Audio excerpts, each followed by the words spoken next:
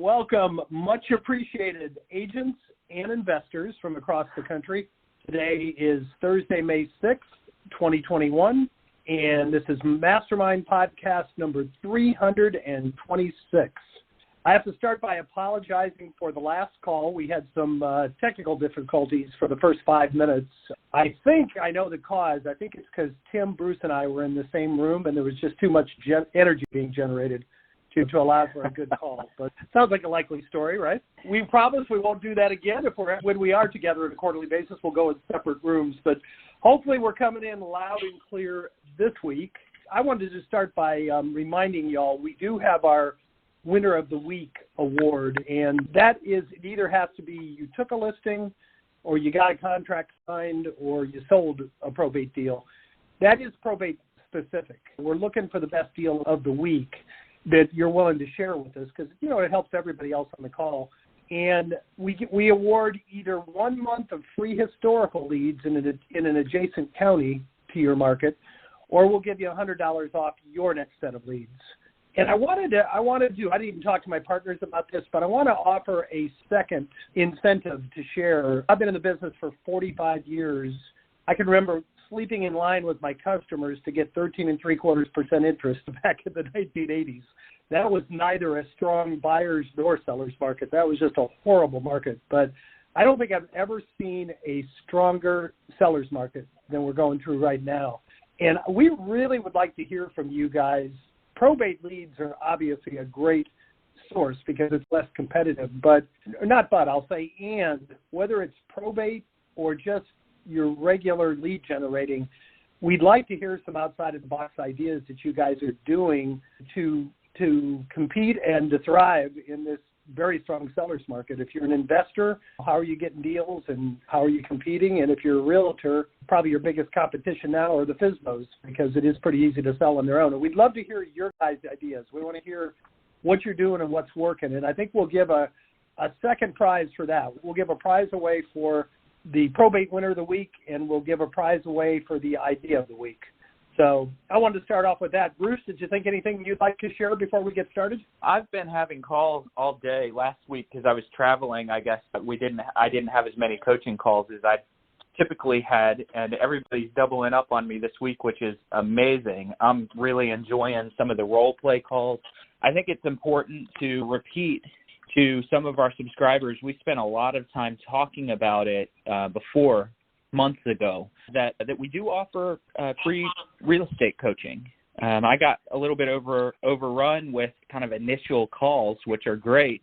But if you're a subscriber of ours, you get a monthly real estate coaching call, and you also have the option of getting much more advanced coaching with us as well. And I wanted to repeat that for those of you that had either forgotten or didn't know about it to begin with, that you've got lots of training and coaching opportunities with us. And if you're not taking advantage of it, either shame on you if you need the help or congratulations if you don't need the help. That's a great way to put it. And it'd be a good time also. I know we've talked about it several weeks in a row, but it is a new program, the Foundations program. You might want to touch on that real quick also. Foundations, there's about 1,000,001 things that you can know about probate as you're getting started, but there's really only 3 that matter to your revenue, your quick revenue as you get into this business, and that's marketing. So we spend a lot of time talking about marketing. That is team building. So we teach you exactly who needs to be on your team and how to get them. And then lastly, that's dialogue. We spend an entire day going through and teaching the dialogue system for what to say when you get a probate lead on the phone. And that's what Foundations is all about. It's a 2-day program. If you're an All the Leads subscriber, it's free. You need to join in. I know that there's a lot of people who have not yet. It's a good class, if I do say so myself. Right? Join in if you haven't done it. We've got another one coming up in 2 weeks. Yeah, awesome, Bruce. And I would just add to that, we've got about 30, believe it or not, over the last 7 years, we've got about 30,000 people in our database that we've touched base with and spoken to that have never signed up for our leads. And I think a lot of times it's just lack of confidence. People don't know what they don't know, and they feel like it's a whole lot more complicated than it really is. I always try to tell people probate, they're really just motivated absentee owners for the most part. But if there's any of you listening that just haven't had the confidence to pull the trigger and you're not a subscriber, the Foundations program is ridiculously inexpensive. It's $149 to step up and gain that confidence and maybe be ready to pull the trigger and start working the leads. I just wanted to share that perspective also. Tim, anything you'd like to add before we get to the callers? Yeah, I think it's important to know. One of the things that I got a question about, and it was a question I got from somebody last week, is we always get the question, well, how well does the system work, and does it do well, and all that sort of stuff. And I think it's important for folks who are on the call who potentially may not be aware of this. So we've been at this. I just happened to be looking back yesterday at some numbers, and we've literally been, our oldest subscriber date dates back to April of 2014. And that's actually the only reason it's that old, or not older than that, is because we didn't start tracking it in our system until then. We actually had some that started even before that. It was kind of that, but that's our oldest date. And if you look at our average, or not our average, but our overall subscriber base, better than half of our customers, better than half of them, as a matter of fact, have been with us for over 3 years. And so while, as a company, we get concerned about churn rate, I think it's important to know that we've got a lot of folks who just do this every month. It's a huge part of their business.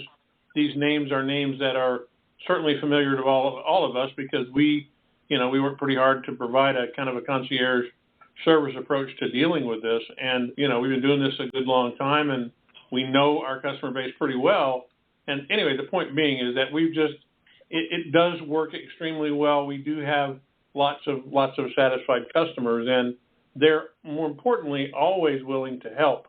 And when we have these calls, invariably when someone asks a question, it's great. We usually try to come up with great answers and all of that. But, I know I always look at our call list of people who are on the call, and I see same familiar names that we usually see. I see Joe Lehman is on here a lot of the time, and I saw him earlier. He's on here today, and Roger Lisi's usually on. And we've got a bunch of people who join us all the time, and they're always willing to help. So anything that we can do to help you, we've been over backwards. But if you've got to think about this, better than half of the folks that are here, they don't come on this call. They just go do their business.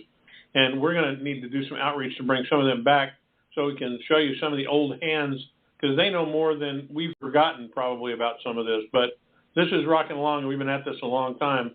2014 is a really long time. We never realized how, where this was going to go and how it was going to go. But, yes, it's very successful, and you can feel comforted that lots of people just like you make this work every day. It's a big part of their business.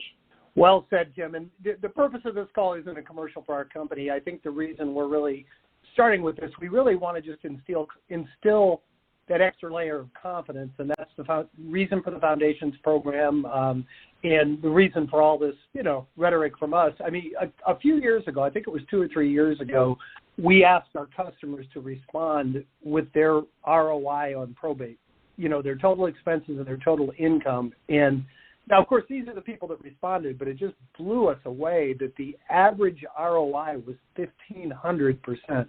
And, of course, we don't advertise that. We try to under-promise and over-deliver. But the point being, if you get 100 leads and you just fail miserably and convert 1 or 2 of them, it's a huge return on your investment compared to almost anything else you can do out there. So, end of commercial. We hope we've inspired a few of you to step up. We want to inspire you to participate in these calls. We do have our winner of the week for probate, and we have our idea of the week for all lead sources. And if you're not in the queue now and you want to participate, and then hit 1. And I guess let's go to our first caller. First up this week is phone number ending in 2257. You're up first. Hey, how's it going, guys? This is Devontae Martin. I'm currently in a bit of a pickle. Hey, I'm currently in a bit of a pickle right now. So I sent some mailers out. I sent it to everyone, and I got a widow. She contacted me. I met her with her. We ate at Olive Garden or whatnot. And the situation she's in right now is her husband passed away without a will.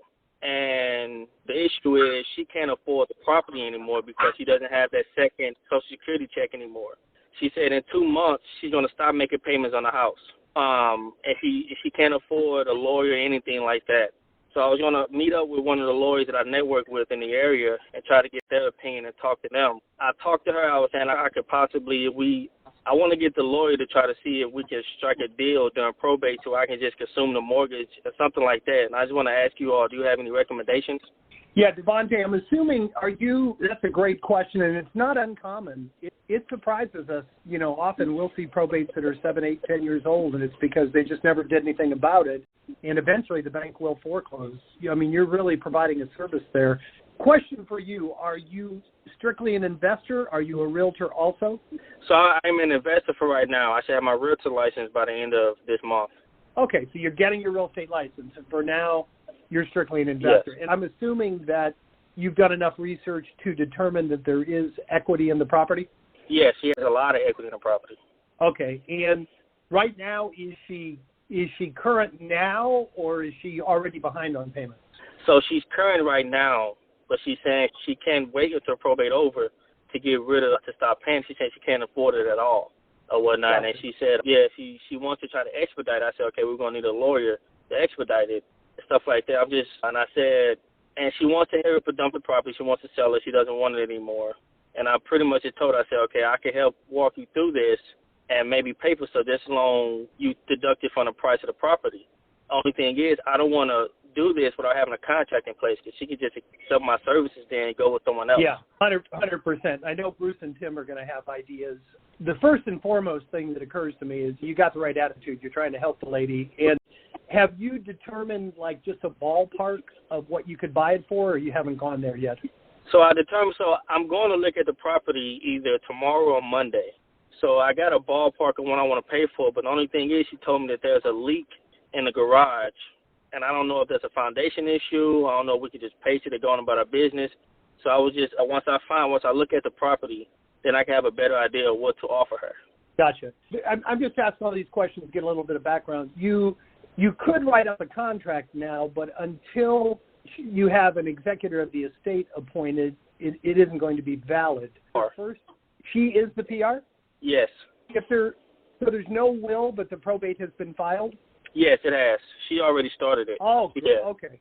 Awesome. Then I had two thoughts, and I know Bruce will want to expand on this. The first thought is if she is the designated PR of the estate, any money you lent or chose to lend her, we have a cash advance company that does this. You could, that's a pretty secure lien if the executor signs for it. So whether you got the deal or not, I feel pretty confident, and Bruce may want to comment on this, that you would get your money back with interest. But I would tie it to your deal. Here's my contract, and included in this offer, if you can get the attorney to do it and collect on the closing, that would be the first option. But if you can't, then included with your offer to her, just build in the $2,500 or $3,000 that's going to cost her the probate. Just put that in the contract that I think you want to do two things. I think you want to put it in the contract. I think you also want to get something signed from her that if for any reason you don't buy it, you'll get your money back as a creditor of the estate.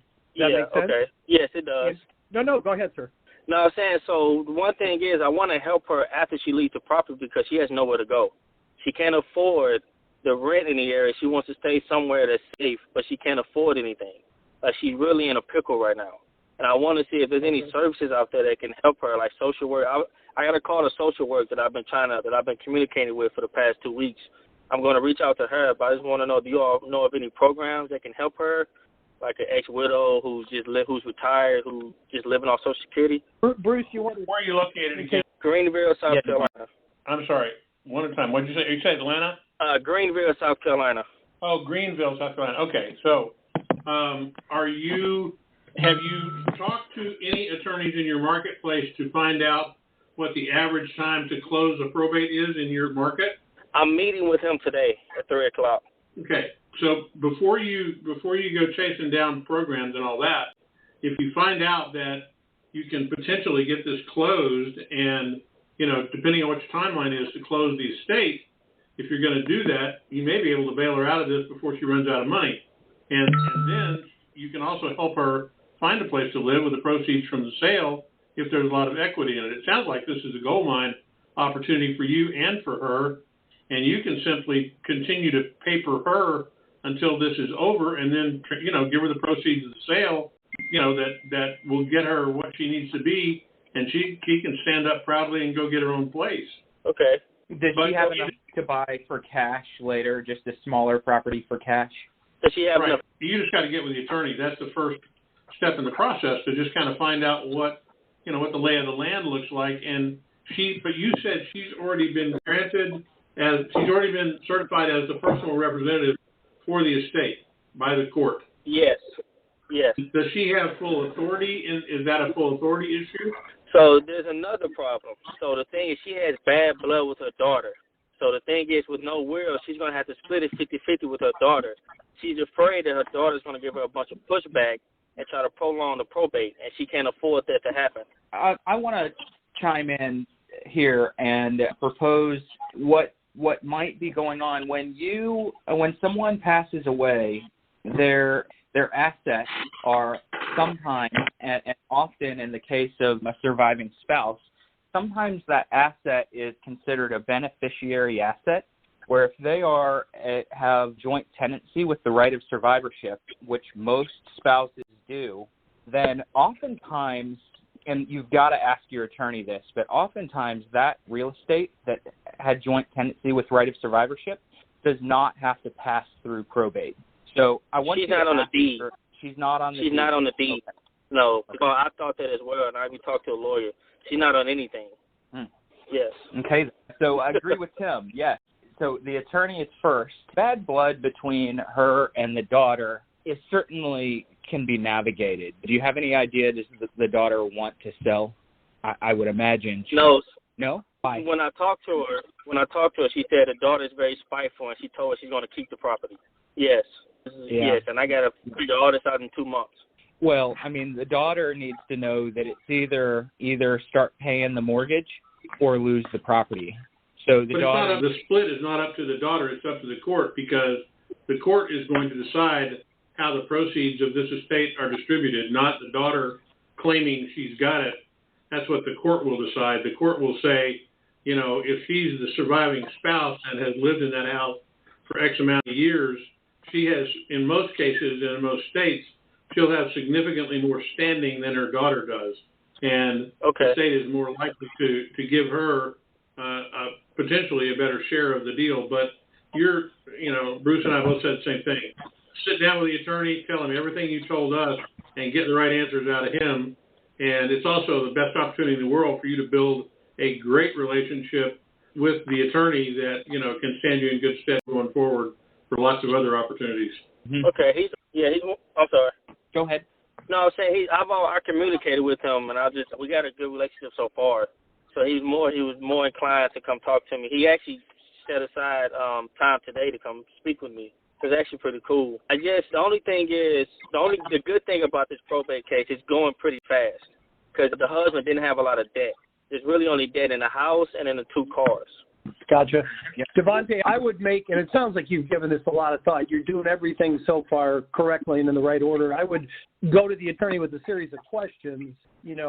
Without a will, in your experience, is the surviving spouse going to have the majority of the asset, the equity, and is she going to be able to have enough control to decide to sell? That'd be the first question.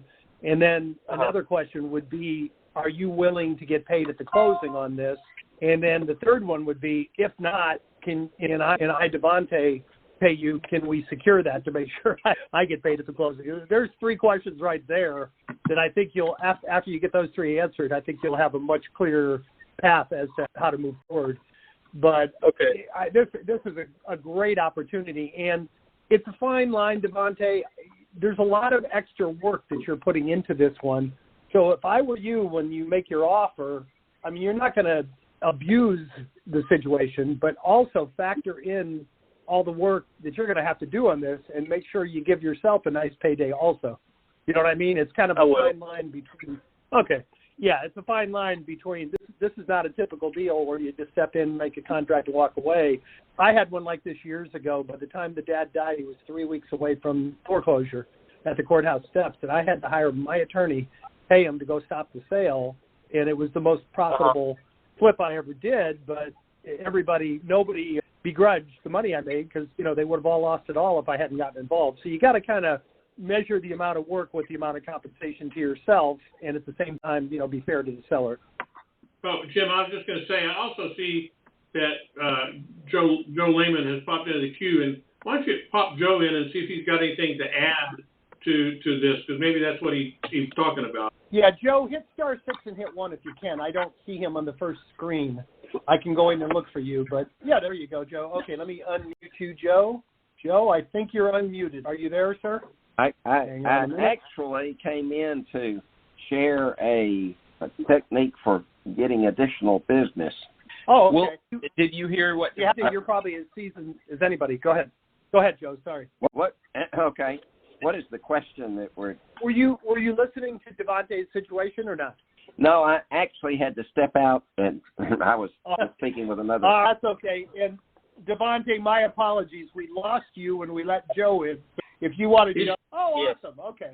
All right, sir. So, Joe, you're on deck. Devontae, any other questions on your situation? No, that's all. You already pretty answered a lot of. I do appreciate that. Yeah, awesome. Go to the attorney with those questions, and if you need additional help, Devontae, you don't have to wait for the next call. Just send an email to support at all the leads, and one of us will call you back and walk you through it. And then hopefully in a week or two you'll come on, and that'll be our win of the week story. All right, good deal. All right, thanks, guys. Thank you. All right, Joseph, you're up next. Big Joe Lehman, are you there? Hello? Yes, sir. Go ahead. So one of the things you're asking for is sources of business, additional sources of business, correct? Yes, sir. Okay. So in many markets, properties have appreciated so rapidly, you've got a lot of absentee landlords that aren't necessarily aware of how much their property has appreciated. Yep. So identifying previous rentals in the MLS or rental properties in general that have absentee owners and contacting them is a great source of business right now. They are oftentimes very amazed that their property has gone up that much in the last 18, 24 months. And because of that, they'll want to sell and cash out. Joe, that is a great idea. What do you use? Do you use ListSource, or do you just go back and see previous listings, or how do you find the absentee owners? Well, you can go in my MLS. There's a rental section, so you can search rentals. You can cross-reference them into the tax record to see if you've got an absentee owner. Brilliant, great idea. Great idea. And oftentimes these absentee owners are one-offs. They became unintentional landlords. 4 years ago, 5 years ago, 6 years ago, they tried to sell because they were moving out of town. Many of them are Air Force people in my market, but they were moving out of town and they couldn't get sold, so they rented. And they are delighted to try to now get out of the property. Excellent idea. No, that really is. There are sources out there for finding absentee owners, and we've looked at it, Joe, but the problem is they base it on whether the mail's being delivered, and that's just not a real accurate.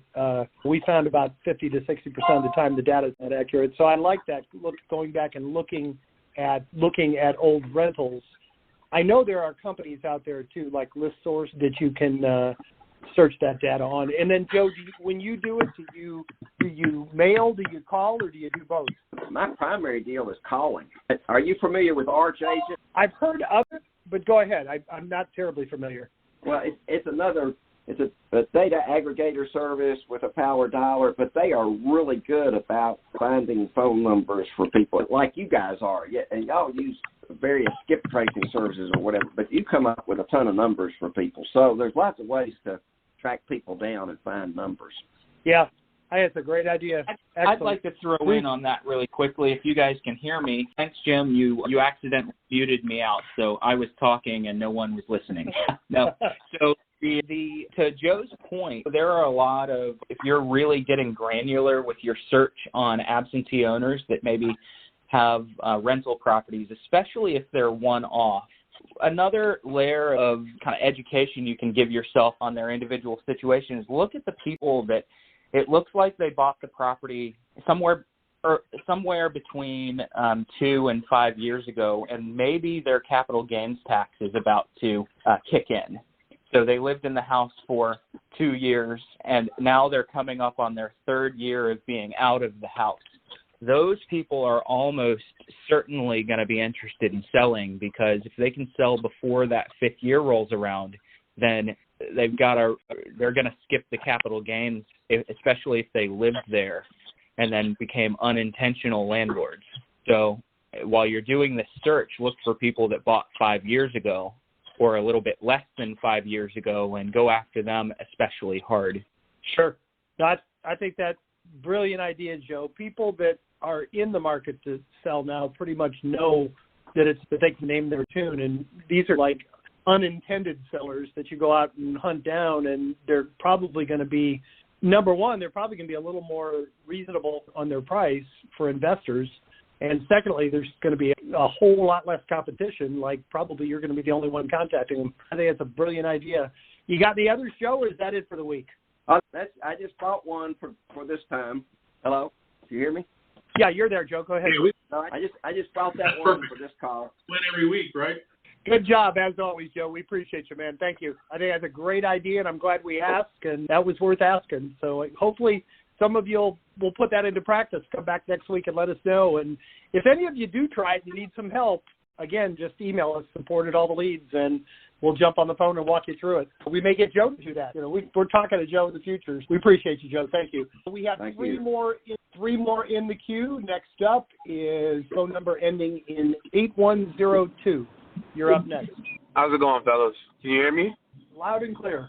Okay. My name is Tony. I consider myself a newbie for wholesaling. I've been studying for a couple months. I just dove in and began cold calling from the leads I got, from the probate leads. And I got a call back from a real estate agent who's representing the people I was calling. So my question is that the real estate agent has declined offers already that are what I consider a good or a decent wholesale price, and I'm going to meet with them for the first time. This is going to be my first time actually being at a meeting with someone, but it'll be a real estate, so I don't feel like I have the edge in this deal. And I just wanted to know, do you have any advice on how I should approach this situation to try to get a deal done or anything like that? If an educated real estate agent is involved, and that's going to be a biggie, is their education level. But if they are, as a wholesaler, I would probably be willing, I would encourage you to be willing to put some deposit into the game. As an agent who's fielded offers from wholesalers, that's one of my biggest beefs on the agent side. It's one of my biggest beefs with wholesalers is normally they're offering sometimes even a really good price with no deposit. And because I've experienced this multiple times, my clients are very rarely going to accept that offer because there's just no skin in the game. So you're either going to make an offer with a deposit to get ahead, and I would probably even point that out if you're willing to put some skin in the game on the deal. I would even point out, hey, I'm not like other wholesalers that are just in here to lock up your client's house in contract for months at a time. I'm willing to put a deposit in. That's how confident I am that I can turn this around. I guess my question for you, though, is does the agent know that you're a wholesaler, or do they think that you're a cash buyer? The agent knows that I'm a wholesaler, and okay. The meeting that I'm attending is going to actually be an open house where I get to actually check everything and estimate the ARV and everything. And I guess that's my shot to really negotiate. I just want to have some edge. They seem like they're a little more knowledgeable than me. The way they broke me down with questions, they took lead in the conversation, and I was at a point where I was a little nervous on answering the questions. So I just feel like I'm jumping in my first meeting, and I don't really have any edge. So I'm just trying to have some insight so I can get that deal done. So I'm going to encourage you to jump into my schedule or send me a private email at bruce@alltheleads.com, because as a broker and as an agent that's listed a lot of houses and I've gotten a lot of wholesale offers on my listings, there are certain things that wholesalers traditionally do that are major red flags to me. And we've sold plenty of houses to wholesalers as well, so it's maybe a stain on the industry, but it doesn't mean that everyone does it wrong. So I can probably help you structure a deal on this one that is more appealing to the agent than any other wholesaler that would come along. And most of it has to do with whether you have any liquidity to be able to put up his deposit, because historically sellers often, especially new ones, and I know you're new, we're all new at some point, but frequently they overestimate what they can get for a property, and then there's no skin in the game, and they'll lock the contract up for months at a time. And you don't want to do that. Otherwise, you're going to create that reputation for yourself. So we want to set this one up the right way to begin with and create a good reputation where people want to bring you deals. Does that help, Tony? Yeah, it does help.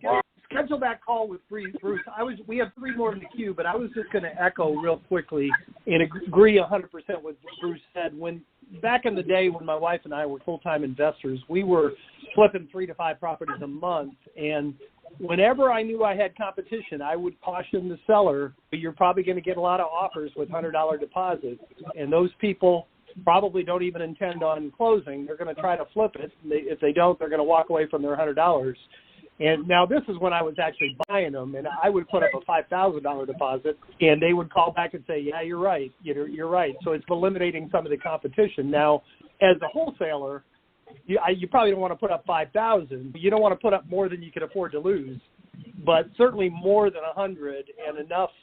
You got to be confident enough that you're going to be able to get in and out, that you're willing to lose a deposit. But as a new person, that is going to make you stand out, putting up the bigger deposit if you can afford to risk it. So I think that's a great idea. And please jump into Bruce's schedule and get a private call with him to help you with this deal. Will do. Thank you, gentlemen. All right, thank you. Next up is phone number ending in 7448.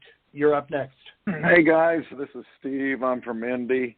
And I've been mailing some historic leads, and this is back from a probate that was filed in September of last year. And she called me because there's a knot in the probate process. What has happened is her father owned a home, and with what I am assuming is his wife, and he quit claimed it over to a gentleman back in 2018 that I don't know who it is. It's Jeffrey Barrett. And then only about 2 months later, it got quit claim back to the deceased is who it is. Now, the PR called me, who is the daughter of the deceased, and she's the oldest of 11 siblings. Now, what has happened is the father, back in 2018, quit claimed the property over to one of his sons, who lives in California. Now, here comes the part that is a little bit tied up, is where when he quit claimed it over, he didn't quit claim it with him on the deed as well, but this is his son. Now, in the meantime, the son has died. And after the son died, the decedent, or the one in the probate that I'm concerned about, has died.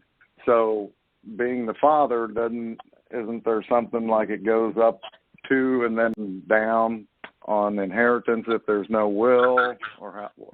But the whole thing is, the person on title now is in California, but they died prior to the father dying, the one that I'm in probate. Not that it's fun, but it reminds me of that song, I'm My Own Grandpa. That's the most complicated situation that I've heard. Go ahead, Bruce. I was just going to ask who's on first. Well, I'm saying the son, the one who is on title, died first prior to the father, who is my probate case. Look, this house is very unlikely to be in the father's probate. This is going to be in the son's probate, if there is one yet. So we've got to find the son's heirs. Those heirs may be the siblings, they may be the mom, they may be kids, but we're going to need to get a hold of whoever the personal representative for the son is.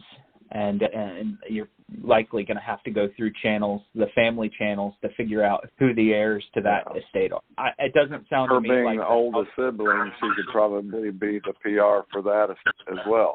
And likely, but it's not going to be the dad. If the dad deeded the property over to his son, and the dad was not on title, this house doesn't sound to me like it's going to be wrapped up in the father's probate. It's going to be his son's probate that it's wrapped up in. Yeah. Okay, that's what I thought, and that's all I had. That was my only question. Steve, it reminds me of Devontae a little bit. It's complicated enough that it sounds like somebody really whoever is going to get title or whichever people are going to get title really needs your help. So is there an attorney you're already dealing with on this or not? Nobody's hired. Well, in Indiana, you have to have an attorney to file probate. So there is an attorney working on her probate, but they probably told her that's what I do need. I just need to talk with them, have a deeper conversation. We were rushed yesterday afternoon when we talked, and we'll see about getting her attorney involved and trying to deal with it for them. It's not a very expensive property. It probably wouldn't even get $50,000 or $60,000 on the market. As the way it is, it's not in a very good part of town, and it's just maybe something that she doesn't even want to deal with after all. But that's $60,000 into somebody's estate that she's connected with. So that's all I had. Thanks, guys. All right. Appreciate it. We got two more in the queue. That should take us pretty nicely up to the top of the hour. Next up is phone number ending in 4663. You're up next. I have two questions. One has to do with Joe Lehman's suggestion about a source for phone numbers for these absentee landlords. I couldn't hear what he said the source was. Yeah, it's Arch Agent, ARCHAGENT. Okay. And that has the power?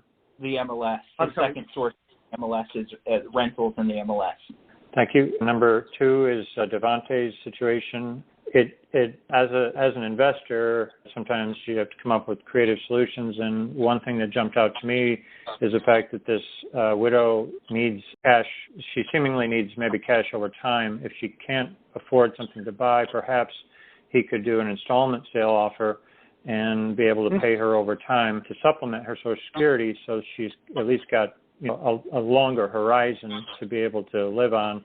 And that might also make the offer less attractive or more attractive to the daughter. If you were to try to propose more creative solutions than just quick cash or whatever, what is your experience with those being accepted or difficulty of being accepted, and maybe how to go about things like that? Thank you. I would say that an installment sale is almost a perfect use case for this particular situation, provided the daughter is willing to go along with it. I think that ultimately it's the daughter that is the problem in a case like this, because she might not go along with it.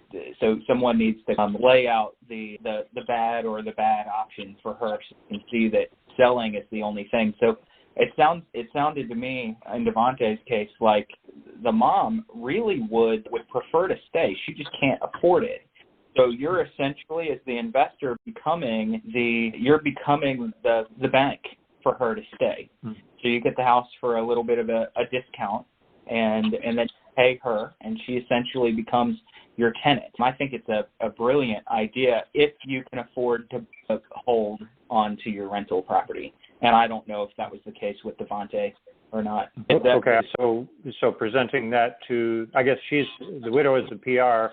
So I guess she'd still need to get the daughter's agreement because of... Yeah, the daughter thing, it sounded to me like the daughter was going to have to agree to anything that happened. So likely a mediator would have to be involved in Devontae's case. But let's take the situation as a whole. You have a widow who is out of money. She has lots of equity in the property. You essentially become the reverse mortgager, and you pay them a mortgage to stay in the property. They're now your tenant, and you work out whatever difference it is, but you're paying them to stay in the property all the while you're building. So I think that creative financing in a case like this is just the way to go if you can get the job. Thank you. Yep, definitely. How often do we have situations like that where you get a widower or a widow and they're in a house that they can't afford, there's lots of equity, they don't want to move, but they almost have no choice because they just can't afford the property. For those of you that have that creative mindset of how can I creatively structure a deal and turn this into a win-win, there's a lot of opportunity here. Number one is you're helping someone who's lived in a house for a long time stay. And second, you're giving them the money that they need to be able to live out their remaining years in more comfort. And you're building equity in an asset that is going to be very valuable for you in the future. So I'm going to encourage a lot of you guys in situations that are similar to this, maybe a little less contentious with family members, but in situations similar to this, there's some deals to be had if you can structure a deal like this. And Bruce, that is, just to add on, that's really an ideal situation for an investor. Devontae's deal, you could potentially, they were worried about getting behind on the payments, so you could take it subject to the mortgage and have the seller hold a second. You could actually have your cake and eat it too. You could actually get a good price and get in for very little cash down, ideally. So yeah, a lot of potential in a deal like that. I agree. All right, sir. Does that help? Yes, thank you. Thank you. Oh, no, and thank you for your insight. Yeah, we appreciate your insight. That's great. Guys, we only have one more in the queue. We could probably squeeze in another one if anybody wants to hit *6 and hit 1. In the meantime, last up right now is phone number ending in 714. All right. Thanks for taking the call. Sure. Yeah, it's Larry Smith. I was in the foundations class. It was really helpful. Love the dialogue stuff. So if anyone hadn't done it, there's your plug to get involved. That was really good. Yeah, good. And people come back to that class over and over. The dialogue is the heart. It's the easiest part once you've got the foundation of it, but that's the part that people get hung up on. And I appreciated your insight and input into that class yesterday, Larry. You really contribute. Cool. Hey, I have some easy questions because those last 3 calls have made my head hurt. So this should, I could literally, I was getting lost. Like you said, who's on first base? I couldn't figure out where we started. I didn't even know what the question was anymore. That's funny. But my questions are, I'm about to do my first mailer, and I'm primarily going in as a real estate agent. And conflicted on whether I should or should not be using my company real estate logo on the letters, or if I should just create a different logo with a different URL and that kind of stuff. So it's kind of logistics of how to best handle that. How would it be perceived with a real estate logo in terms of response? I don't know. Your thoughts? So, Larry, I'm going to give a similar answer to the one that I gave on Foundations of the dialogue, where in my dialogue in the introduction, I'm usually not painting myself into a real estate corner up front. We get to real estate a little bit later in that conversation, and I treat letters the same way. I do need, if you are a licensed agent and specifically a realtor, you do have some disclosure laws and clauses in the Code of Ethics that do apply. So it's not like you don't put your status as a realtor anywhere on the letter. You do need to put it in there. But I'm not front and centering that with a logo, especially early on while I'm just trying to establish some credibility and some knowledge, some brand awareness of who I am. I'm usually leaning really heavily on me being the one-stop solution for a lot of different needs. And I might reference real estate in there, but I'm referencing several other things as well. And then the further into that campaign you get, so maybe month 3, 4, 5, something like that, you might start putting your logo into those and focusing a little bit more on the fact that you're in the real estate business. But I don't think that I would do that right up front, especially with a family that is likely very early in the probate process and probably is not ready to pick an agent yet. So maybe not doing a logo in the first couple of mailings and maybe just leaving logos off altogether and just have a letter then. Yep. Would be enough. Yep. And your realtor or your realtor logo down at the bottom of the page, you need to have it on there. Any disclaimer put at the bottom of the page and kind of blend it in, a font that blends a little bit into the footer. Because that letter, I want them to pay close attention to the categories of my offer, not the nuances and not the fact that I'm a realtor. Okay, and I'm sure the printing guys or the people over there might have some examples I could use for that. Yep. Okay, next question, if we got time. I don't know if anybody else is in the queue, but I also... No, you're in. Okay, so from a calling time frame, once the letter goes out, what's a good amount of time to allow, of course, for the mail to get there, but then maybe a timing in terms of maybe you don't want to call the day the letter gets there or maybe even the day after, but I didn't know, just from y'all's experience, what time frame might be good to make that first contact. Start at around 2 days after the letter lands. And if you have a large list, you're not going to get through the whole list in 2 days. So I would say anywhere from 2 days after that letter's gotten there, it should still be relatively fresh in their mind. and hopefully they put 2 and 2 together and recognize your name and pair it up with that letter when you call. Okay. All right. Let me jump in there for a second. I also think it makes some dependence on when, in general, your mail in your county, because we always send you a letter to let you know when the mail went out. You know when you received yours. Every county is different. Every delivery route is different. Some get delivered in the morning, some get delivered in the afternoon. But if you're calling in the afternoon, the day after you got yours, they probably will have had it and may not have already disposed of it in the round file. And so you have a great opportunity if you call in the evening of that day after you got notified that you got it. They probably have it at that point, and it's in their mail right then. So you can literally be following up with it at its warmest time. Bruce is correct. 2 days is safe, but I would also, if you're going to call late in the day, and certainly we recommend that you do that as well, because think about it, a lot of the times the person who's the PR or the person who's responsible, they're working a regular job. They don't get home till 5 o'clock. So if you're making that call after that, they probably got home, their mail's probably in a stack. So you may want to take a look at it then, but it just depends, and they may want to go look. And if you do call and they haven't gotten it, they'll look for it the next day when they pull the mail up. So it's okay to do it any time in that time frame, but if they've got it, it's a great time to do it. So late in the day. And I like the idea of varying those call times because you're not going to get everybody in the morning. And the evening time, 5 to 7, is that a good time? I know I saw the report is 4 to 6, but there was an old MIT study that said 8 to 10 a.m. and 4 to 6 p.m. are the best times to call. I think COVID has thrown some of those standards out the window, so I think 5 to 7 is fine. I'll tell you, I've had some great success between 7 and 8. Not everybody's going to answer, but you've got people that are sitting at home bored and needing a break from the kids sometimes if you call in that window. So there are lots of good opportunities to call, and it's not going to work for everyone you call, but it's going to work for a certain population.